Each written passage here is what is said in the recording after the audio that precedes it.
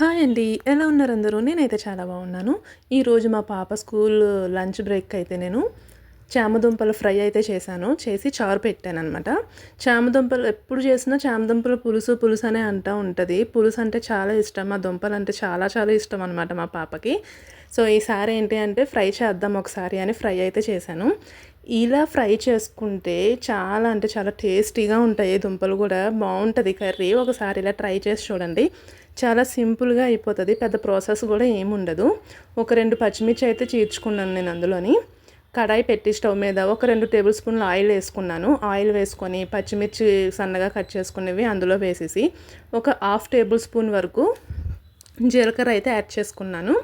ముందుగా కుక్కర్లో నేను ఒక 4 విజిల్స్ వరకు ఆ చామదుంపల్ని ఉడకబెట్టుకున్నాను అనమాట. ఉడికించుకొని తొక్క తీసేసి చిన్న చిన్న పీసెస్ కింద కట్ చేసుకున్నాను.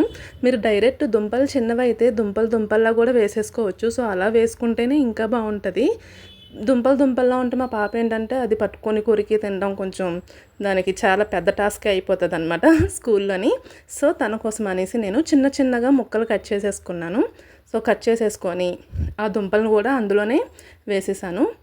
చిటికెడు పసుపు, కొంచెం ఉప్పు, గరం మసాలా, మళ్ళీ యాలకులు, ఈ హోల్ గరం మసాలా ఇవన్నీ ఉంటాయి కదా, అవన్నీ మిక్సీ పట్టేసినవి ఒక పౌడర్ చేసుకున్నాను.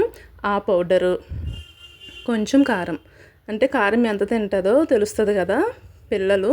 సో అలా వేసుకోండి. నేను తక్కువ వేసుకున్నాను.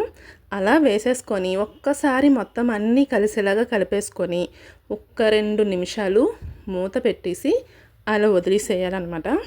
ఒక 2 నిమిషాల తర్వాత మళ్ళీ మూత తీసేసి కడిగి పెట్టుకున్న కరివేపాకు పైన అలా జస్ట్ అలా జల్లేసి కలపకుండా మళ్ళీ మూత పెట్టేయాలి.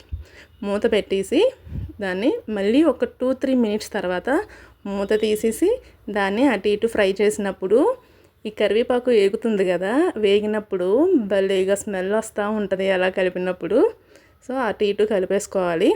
బాగా అలాగా ఫ్రై చేసేసుకొని మళ్ళీ మూత పెట్టేసి దాన్ని ఒక్క 5 మినిట్స్ వరకు అనమాట అలాగ ఫ్రై చేసేసుకోవాలి దగ్గరికి.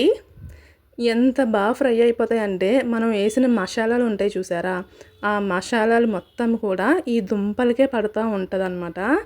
టేస్ట్ మాత్రం సూపర్ ఉంటుంది. దీనికి కాంబినేషన్ చారు అయితే పెట్టుకున్నాను, అదిరిపోయిందనమాట. వీడియో నచ్చితే లైక్ చేయండి.